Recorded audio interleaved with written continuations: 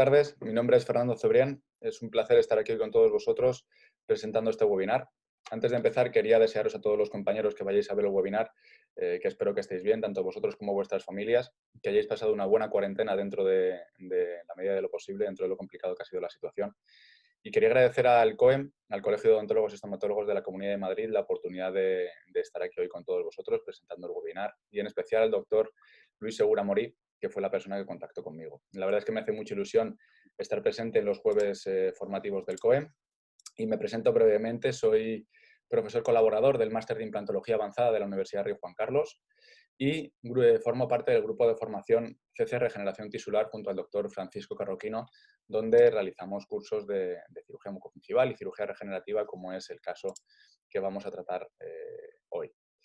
Cuando me comunicaron que podía dar una charla para los jueves del COEM, que debía ser una charla de unos 45 minutos, pues la intenté enfocar o intenté hacerla de uno de mis temas favoritos, que es el manejo de colgajos en atrofias óseas.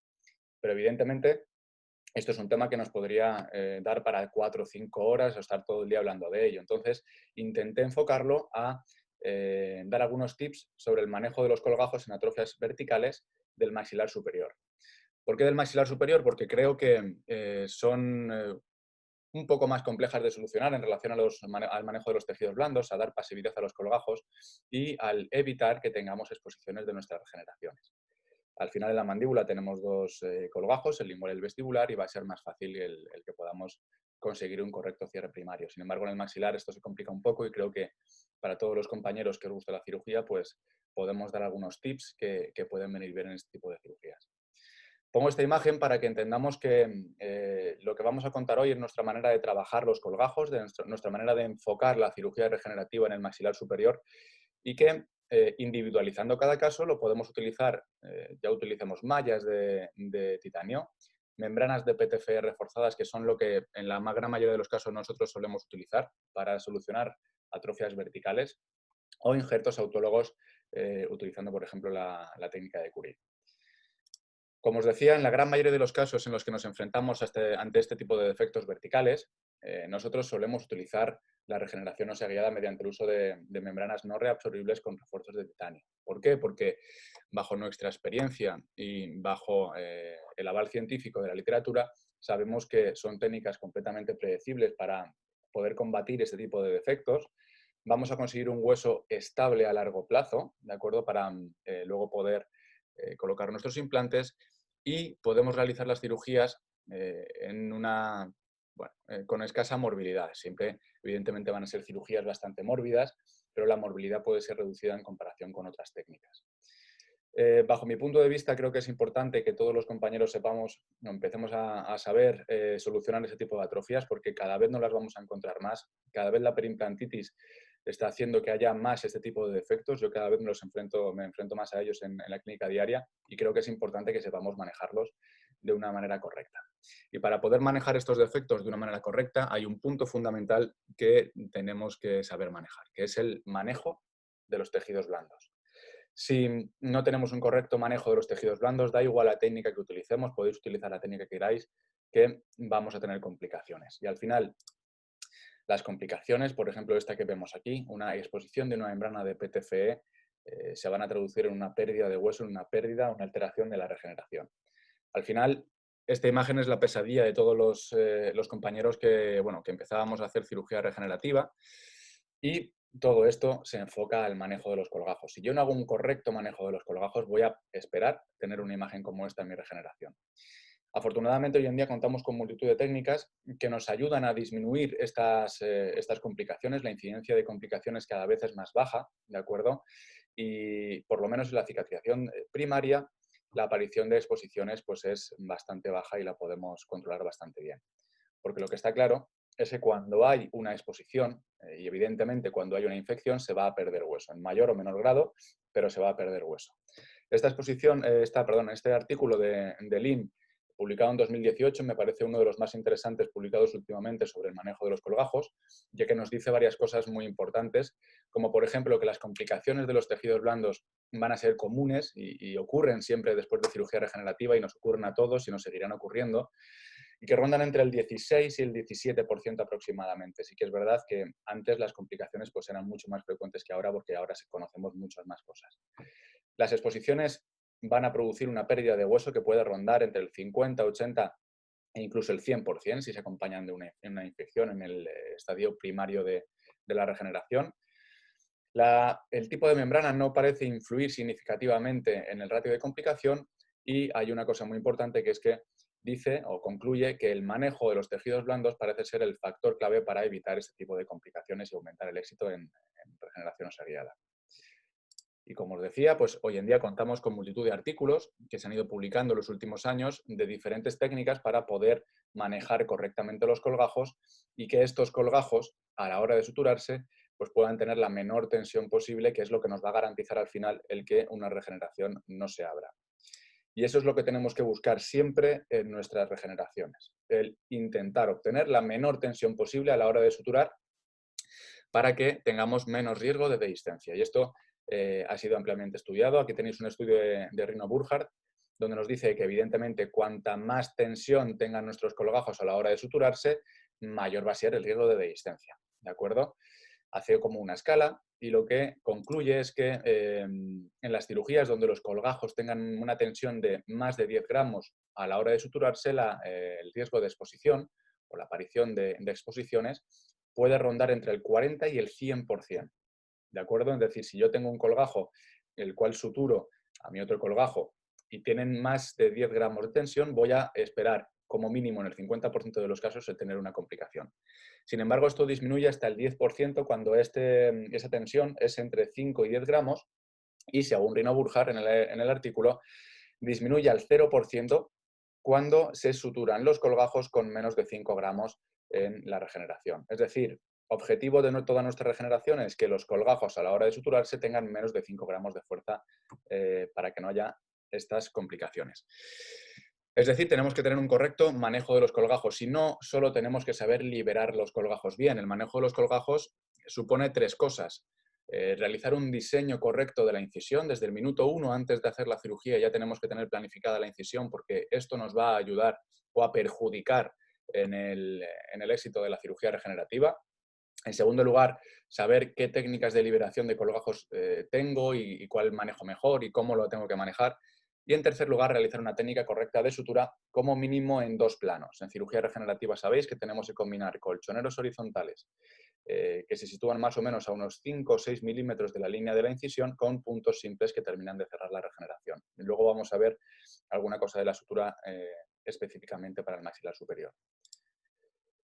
Y todo esto es mucho más fácil de conseguir en la mandíbula que en el maxilar. ¿Por qué? Pues porque tenemos 2 colgajos, el lingual y el vestibular. Por lo tanto, el garantizar un correcto cierre primario va a ser más fácil en la mandíbula. ¿De acuerdo? Nosotros en la mandíbula tenemos un ratio de exposiciones mucho menor que en el maxilar.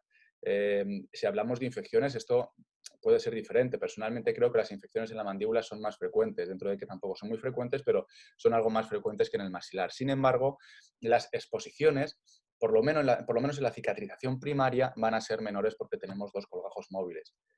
Sin embargo, en el maxilar únicamente vamos a contar con un colgajo móvil, que es el colgajo vestibular. Hay técnicas para movilizar ligeramente las zonas palatinas, pero no son técnicas que yo personalmente recomiendo utilizar para regeneración ósea guiada, y vamos a realizar la regeneración a expensas de poder dar elasticidad al colgajo vestibular, porque es el único que va a ser móvil, ¿de acuerdo? Y esto evidentemente va a complicar la cirugía regenerativa en el maxilar. Vamos a empezar a ver cómo diseñar la incisión en el maxilar. Bien. Si realizamos una incisión mediocrestal, como hacemos en mandíbula, lo que va a ocurrir es que cuando separamos los colgajos vamos a obtener un colgajo palatino que va a ser corto, ¿de acuerdo? Y un colgajo vestibular que al elongarlo va a ser muy largo. Entonces, esto nos va a producir que al final, a la hora de la sutura, esta sutura vaya a descansar en la parte palatina, porque el colgajo palatino era corto y se queda en el paladar. Cuando la sutura descansa en el paladar, hay una tensión tremenda en la zona crítica de la regeneración, que es la zona coronal, ¿de acuerdo? Y esto se puede traducir en un riesgo mayor de dehiscencia. Esto ya lo describe Greenstein en su artículo en 2009. Y además hay otras cosas importantes que tenemos que tener en cuenta. Además de que la sutura debe descansar siempre en coronal para evitar el aumento de la tensión en la regeneración, si hacemos una incisión mediocrestal, lo que vamos a obtener es un completo desplazamiento de la línea mucogingival hacia el paladar, una distorsión tremenda de la línea mucogingival. Y además otro punto muy importante, que es que el recubrimiento de los dientes por parte del colgajo vestibular va a ser muy grande y por lo tanto va a ser muy difícil el obtener un cierre primario completo, ¿de acuerdo? Y esto puede producir una infección. Aquí todo cicatriza a expensas del colgajo vestibular y podemos ver este caso, por ejemplo, en el que tenemos un defecto vertical en una pieza 26 y decidimos tratar con una membrana de PTFE, una incisión medio crestal, y lo que ocurre es que, como podéis ver en las imágenes de arriba a la derecha, la sutura descansa en palatino, ¿eh? Y si veis la imagen de la derecha arriba, veis que el recubrimiento de los dientes es muy grande. ¿Por qué? Porque el colgajo vestibular tiene que meterse hacia el paladar. Esto no va a producir un correcto cierre hermético y además podéis ver que hay mucha tensión en la sutura y por lo tanto a las 2 semanas lo que se produce es una exposición encima con infección. Esto nos obliga evidentemente a quitar toda esa membrana, quitar prácticamente todo el hueso y la cirugía regenerativa pues fracasa. Para solucionar este problema, nosotros lo que hacemos es realizar una incisión paramarginal del colgajo hacia vestibular. Esta incisión paramarginal nos va a producir que a la hora de separar los colgajos tenemos un colgajo palatino que es muy amplio, ¿de acuerdo? Y a la hora luego de dar elongación al colgajo vestibular, lo que ocurre es que la sutura va a descansar en coronal. Al tener un colgajo palatino mayor, este colgajo palatino puede llegar al centro de la sutura, digamos, al centro de la regeneración y el colgajo vestibular luego pues apoya exactamente de la misma manera y además se va a distorsionar mucho menos la línea mucogingival y por otra parte se van a recubrir menos los dientes adyacentes y por tanto habrá menos riesgo de infección. Por lo tanto, para nosotros es una cosa que solemos realizar casi siempre. Hay especificaciones luego según algunas técnicas, pero casi siempre realizamos una incisión paramarginal hacia vestibular. Pero claro, ¿cuánto desplazamos la incisión hacia vestibular? Ese es el problema. ¿Lo desplazamos 2, 3, 5 milímetros, 15, 20?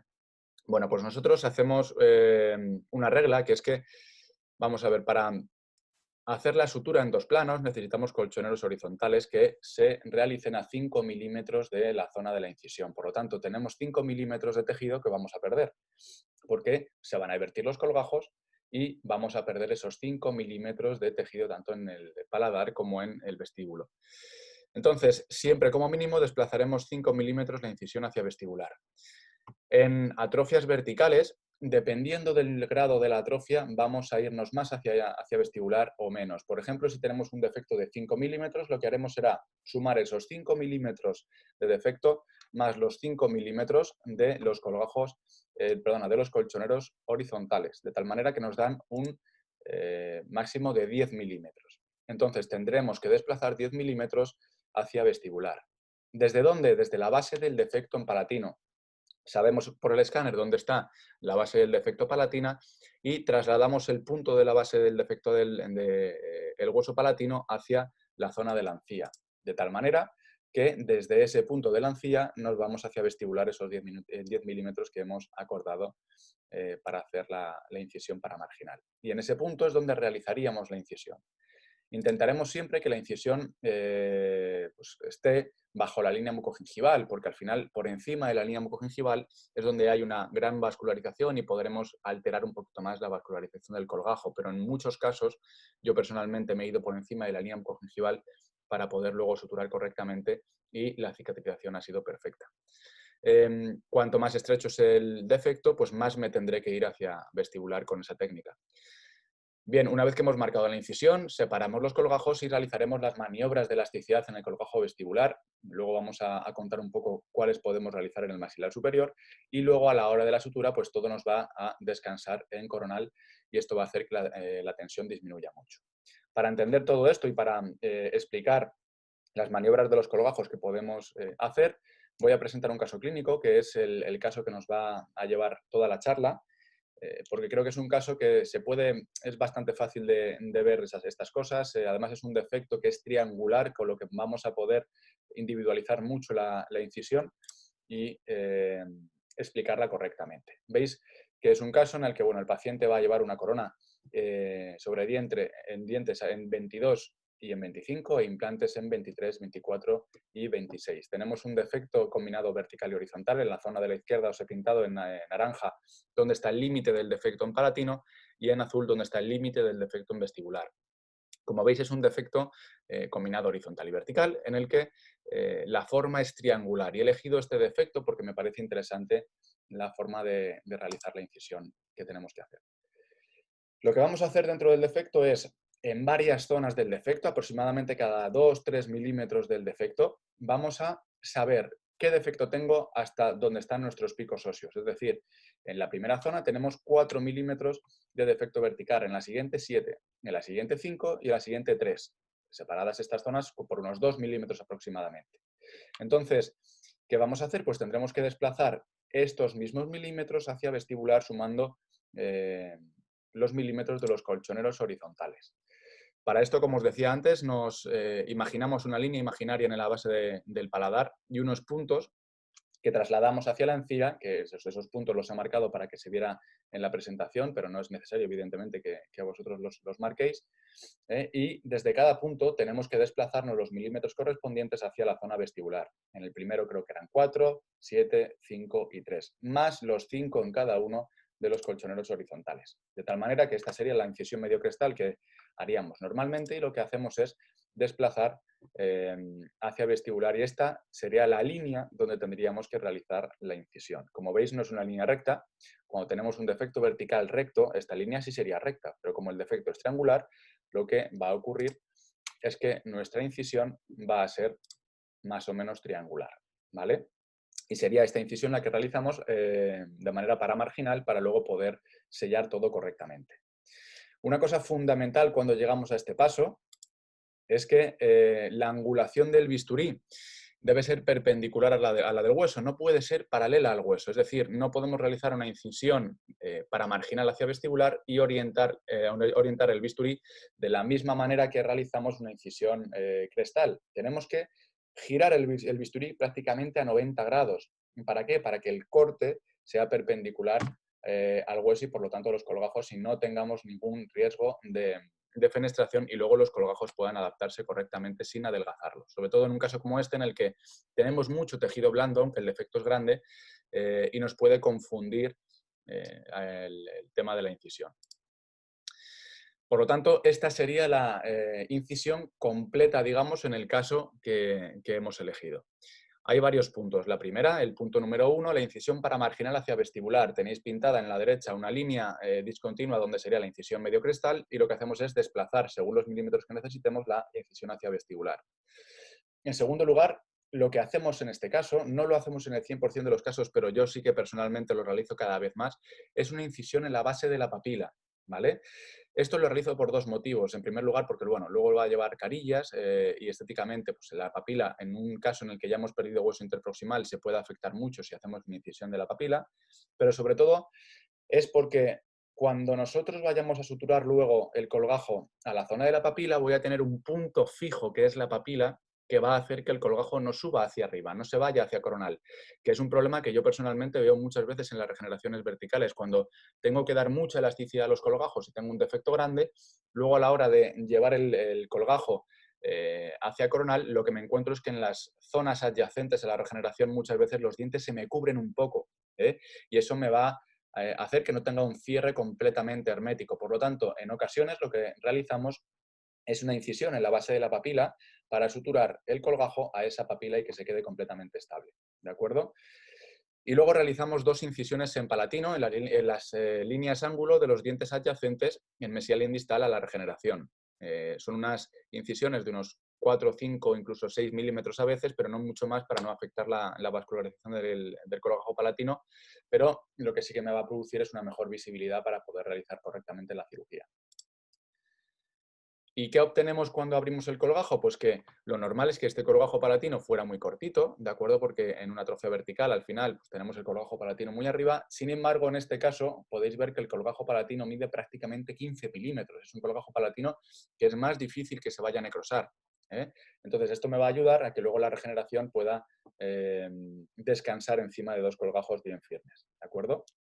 Aquí veis el diseño de incisiones en la base de la papila y las incisiones del paladar. Este es el defecto vertical, un defecto vertical y horizontal. Ahora vais a ver que el defecto horizontal también es muy grande porque ha perdido completamente la tabla vestibular y evidentemente cuando planificamos nuestros implantes, pues no podemos colocar los implantes de una manera correcta teniendo el hueso que tenemos. Personalmente yo en este tipo de cirugías, sobre todo en el maxilar superior, en el maxilar inferior depende, pero en el maxilar superior yo primero realizo la cirugía regenerativa y luego coloco los implantes, ¿de acuerdo? Sobre todo cuando es un sector anterior estético y la colocación del implante es compleja y me puede alterar luego el tema de la estética final.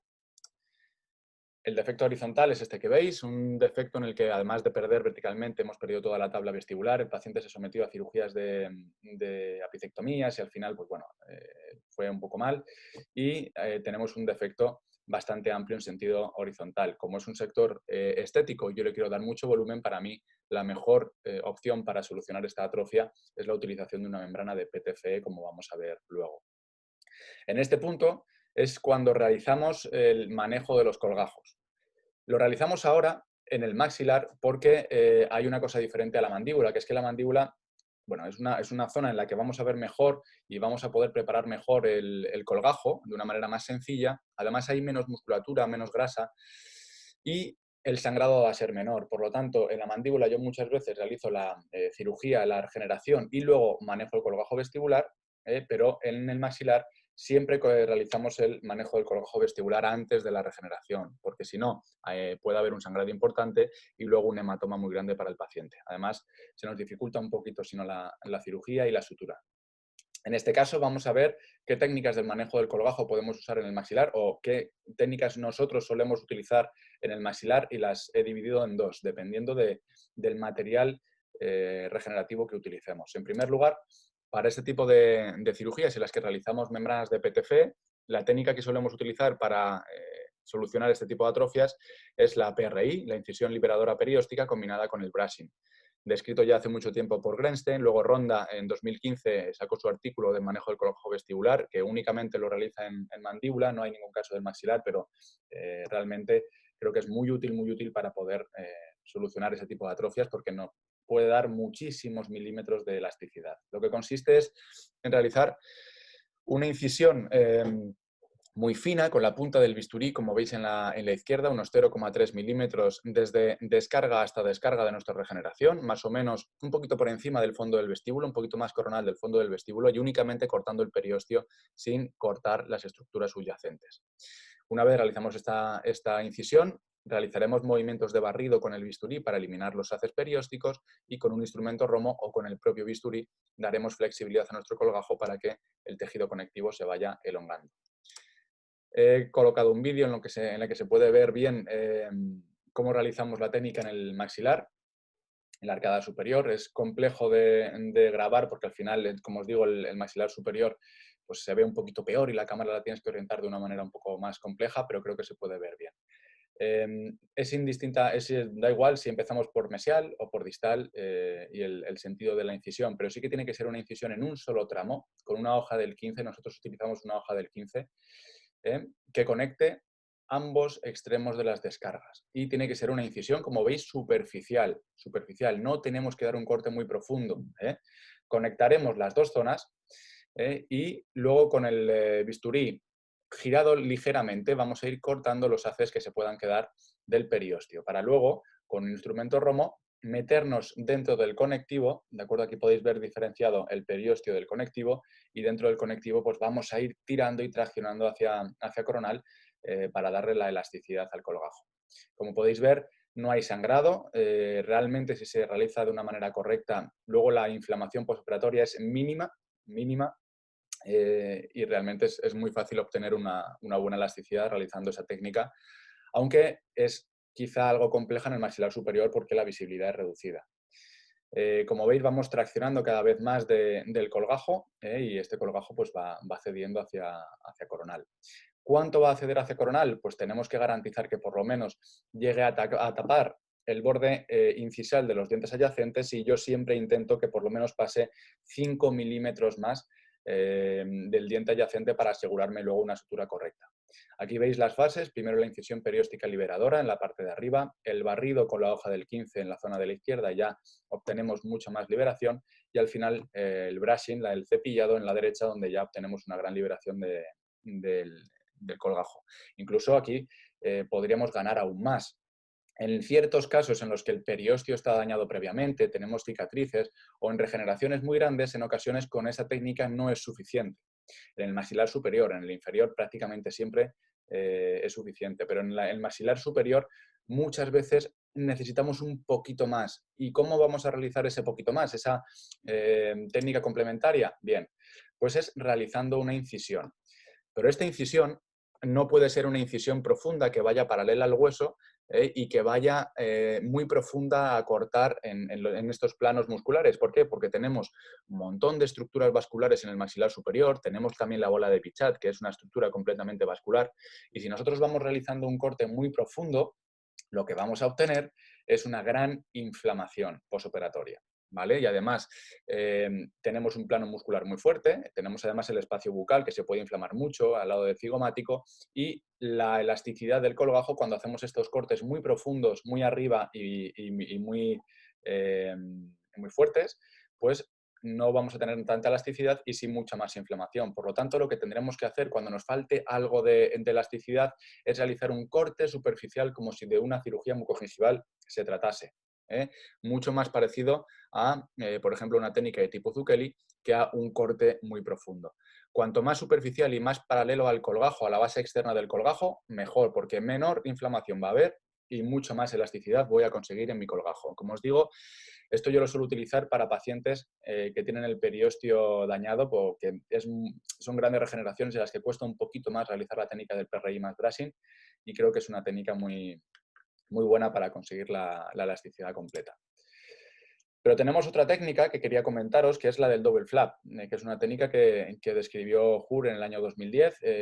Está bastante bien y la utilizamos bastante para el maxilar superior y consiste en la realización de 2 capas de colgajos. La primera, la realización de una incisión parcial para separar el colgajo externo, el colgajo mucoso, y dejar el periósteo, únicamente la capa fina de periósteo pegada al hueso. Y posteriormente esa capa de periósteo lo que vamos a hacer es separarla con un perióstomo, de tal manera que tengamos 2 colgajos, el perióstico y el mucoso. Esto va a venir muy bien, sobre todo cuando utilicemos materiales muy firmes, como pueden ser mallas o como pueden ser a lo mejor bloques con tornillos y demás. Porque el periósteo, el no realizar el corte perióstico, sino el dejar el periósteo, nos puede ayudar a que en esa zona en la que pueden haber ángulos de las mallas y demás, pues podamos proteger un poquito más la regeneración. Además, podemos conseguir bastante elasticidad realizando esta técnica y la visibilidad es un poquito mejor porque la hacemos directa, no la hacemos por debajo del colgajo, sino que la hacemos directa. Yo personalmente siempre la utilizo cuando tenemos un periósteo dañado previamente, pero el biotipo es muy grueso. Si el biotipo no es muy grueso, no hagáis la técnica. Personalmente creo que podemos tener una fenestración, ¿vale? Y eso es muy importante. Y la realizaremos con ese tipo de técnicas de mallas de titanio. Por ejemplo, aquí es un caso en el que el paciente tiene una gran atrofia en el maxilar superior. Para este tipo de casos, al final tenemos, bajo mi punto de vista, 2 opciones, que es poner varias membranas de PTFE, que es una opción, pues, evidentemente muy, muy buena, o poner ese tipo de mallas que la podemos hacer por un sistema CAD-CAM y que directamente acopla en la boca y nos permite pues, que la cirugía sea mucho más sencilla y obtenemos un muy buen resultado. Creo que es una muy buena opción y en este caso, como veis, la malla evidentemente tiene unos ángulos, aunque los ángulos son más o menos redondeaditos, pero aquí sí que vendría bien hacer la técnica del double flap para evitar que podamos tener cualquier tipo de perforación. Volviendo a nuestro caso, nos quedan unos 10-15 minutos de presentación. En el caso que presentábamos, lo que realizamos es una técnica del PRI más brushing más corte superficial. Como os comentaba antes, en el caso que mostrábamos, el paciente había ya sufrido alguna cirugía de apicectomía, bueno, el periósteo estaba dañado, costaba bastante que el periósteo bajase y encima quería poner mucho volumen de hueso para restituir todo el volumen de hueso en ese sector anterior. Entonces, aquí realizamos una técnica del PRI más brushing más un corte superficial. Este corte superficial es importante que lo veamos por fuera del colgajo como cuando hacemos una cirugía mucogingival. No intentemos verlo por dentro porque podemos tener una fenestración. Y como os digo, tendremos que conseguir una pasividad hasta llegar al borde coronal, ¿vale? E incluso si podemos sobrepasar ese borde coronal, pues mejor, unos 4 o 5 milímetros de ese borde coronal. Una vez haya manejado el colgajo vestibular y tenga la pasividad correcta, lo que realizaremos sería la colocación de nuestra membrana y de nuestro injerto. Para este caso utilizamos una membrana Neogen de la casa Neos. Es una membrana muy flexible con un gran refuerzo de titanio que viene muy bien para estos defectos intercalares de dos piezas. Lo que hacemos es fijarla con unas chinchetas en palatino y luego colocamos una gran proporción de hueso autólogo mezclada con algo de biomaterial, más o menos un 70-80 de autólogo. En este caso creo que era un 70 de autólogo, dos partes por una más o menos de autólogo y mezclada con el biomaterial. Como os digo, es una técnica más o menos sencilla, no voy a decir que es fácil, pero la adaptación de ese tipo de membranas en un sector anterior pues es sencilla. Dos chinchetas en palatino, colocamos el hueso y la membrana hacia vestibular y damos otras dos chinchetas en vestibular hasta obtener el volumen deseado. Como veis es un volumen grande y intentamos ganar pues, de pico de hueso a pico de hueso. Posteriormente, lo que falta es la sutura. Entonces, antes hemos comentado que en técnicas de regeneración seriada utilizamos siempre como mínimo una sutura en dos planos, con puntos colchoneros a unos 5 milímetros de la línea de la incisión y puntos simples. Y en el maxilar superior creo que viene muy bien este punto descrito por Luca de Stávola, que para mí es uno de los grandes referentes en cirugía regenerativa. Además, yo cuando le fui a ver, todo el tema de los manejos de los colgajos es impresionante, es muy orientado a lo que os estoy contando. Y él hace un punto que es el punto que describe en su artículo, que es la sutura perióstica externa e interna. Entonces, este punto lo que nos va a ayudar es a disminuir la tensión en la zona coronal de la sutura y luego al realizar los colchoneros horizontales lo que va a producir es que no se produzca un atrapamiento, digamos, del colgajo y por lo tanto se pueda producir una necrosis. ¿En qué consiste el punto? Es un punto en el que vamos a utilizar sutura reabsorbible. Yo utilizo sutura de 5,0 reabsorbible y entramos epitelio conectivo desde el paladar a unos 10 milímetros de la línea de la incisión. Llegamos al periósteo coronal, no al apical, sino al coronal de nuestra regeneración, de la elongación del colgajo y hacemos un punto colchonero. Más o menos, entramos periósteo y salimos por periósteo a unos 4 o 5 milímetros de distancia entre la entrada y la salida y vamos hacia el colgajo palatino y hacemos conectivo epitelio y terminamos de suturar. De tal manera que este es el primer punto que hacemos y nos va a disminuir mucho la tensión en la zona crítica de la regeneración. Yo lo utilizo cuando realizamos regeneración no se guiada vertical en maxilar. En grandes atrofias mandibulares hay que cambiar un poco el punto, no se hace de la misma manera, pero viene muy bien también. Es la sutura que utilizamos para realizar el double flap. Lo utilizo también para pacientes fumadores y diabéticos, pacientes que a lo mejor también han tenido algún fracaso previo o que el periósteo está dañado, también viene muy bien este punto. Y sería, como os digo, el primer punto que damos en nuestra regeneración. Es el punto que vemos hacia la derecha, ¿de acuerdo? Aquí veis la entrada y la salida del punto, cogemos el periósteo. El periósteo, como veis, pues se viene, digamos, hacia el centro de la regeneración. Y luego, después de este punto, antes de este punto vamos a dar dos puntos de fijación en las papilas, en las zonas interproximales. ¿Y por qué damos estos puntos, como veis en la zona de arriba a la izquierda, en la imagen de arriba a la izquierda? Son los dos primeros puntos que damos. ¿Por qué? Porque personalmente lo que nos ocurría cuando realizábamos primero los colchoneros en la zona de la regeneración es que luego era muy difícil el suturar la zona de las papilas de los dientes adyacentes, porque todo el colgajo se iba hacia el centro de la regeneración y luego costaba mucho, incluso había veces que a lo mejor se podía quedar ligeras zonas abiertas de la regeneración. Entonces yo os aconsejo primero dar los puntos en las bases de la papila, puntos de fijación para que el colgajo se vaya a quedar ahí y no suba encima del diente, ¿vale? Y luego dar ya los puntos colchoneros tanto en la sutura perióstica interna como los colchoneros que veis en la imagen de abajo, los dos colchoneros que están situados a unos 6 milímetros de la zona de la cresta. Es decir, primero los puntos de fijación externos, luego la sutura perióstica y luego los colchoneros y terminamos con puntos simples para cerrar el resto de la regeneración. Nosotros solemos utilizar sutura de PTFE de 3 o 4 ceros para realizar estas cirugías porque por la elasticidad que tienen son suturas muy agradables y que nos aseguran que la regeneración no se va a abrir. Como veis, a las 3 semanas, ¿qué ocurre? Bueno, pues lo que ocurre es que los dos colgajos han descansado dentro de la zona de la cresta y la cicatrización pues, se produce correctamente. Evidentemente, como podéis ver, hay una pérdida completa del fondo del vestíbulo. Pero si os fijáis, ¿dónde se limita? Se limita a la zona de la cresta, no llega a palatino, ¿vale?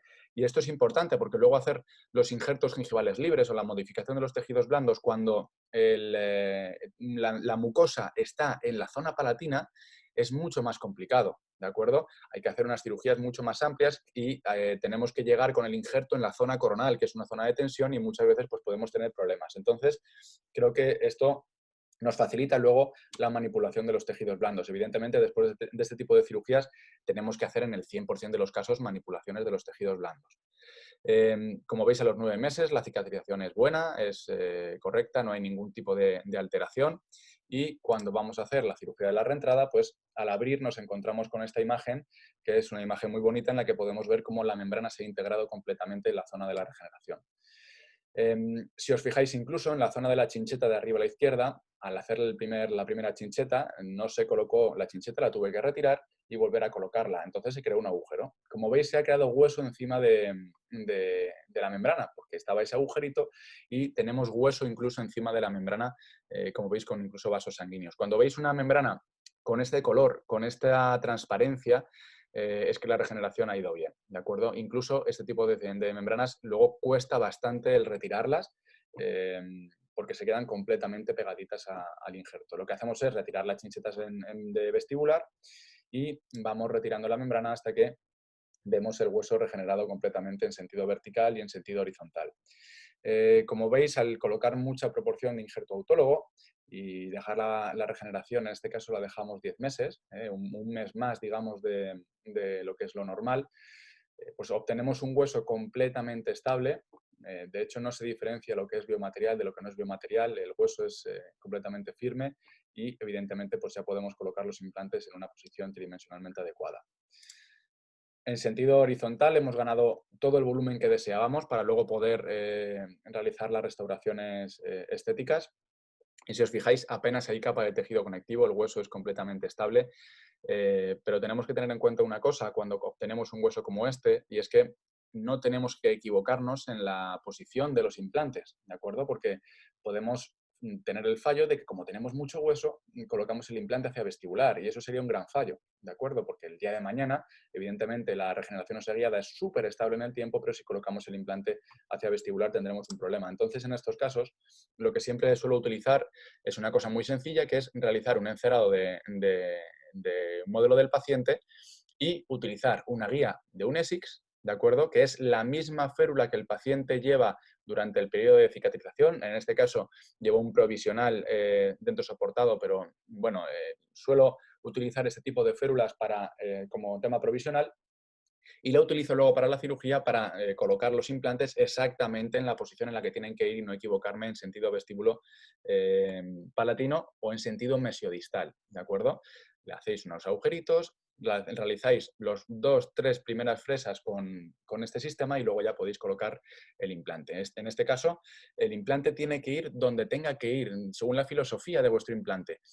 Cuando tengamos en las regeneraciones a lo mejor un tejido blando encima de la regeneración, cosa que no es muy frecuente, pero bueno, siempre hay algo, a lo mejor algo de periostio, ahí podemos un poco jugar con introducir más o menos el implante, pero en este caso introducimos implantes en E-Rich, que yo siempre los coloco a 1,5 milímetros, 2 milímetros subcrestal para luego tener una buena emergencia.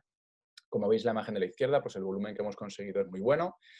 Y terminamos al final colocando el implante que nos faltaba en la zona 26, que en esa zona no había ningún tipo de atrofia, entonces es un implante sencillo. Y siempre tras estas cirugías regenerativas lo que hacemos es aumentar los tejidos blandos justo en el día de la colocación de los implantes.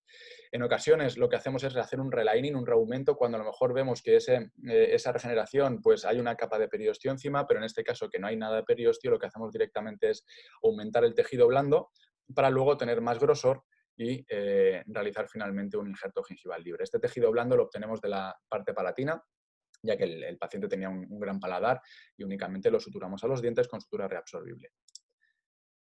Esta es la situación, un poco la comparativa entre el inicio y la reentrada, ¿vale? Y al final, bueno, pues hemos conseguido una regeneración muy buena, muy bonita. Este tipo de membranas, la verdad es que ayuda mucho a este tipo de regeneraciones con defectos 3D en sentido vertical.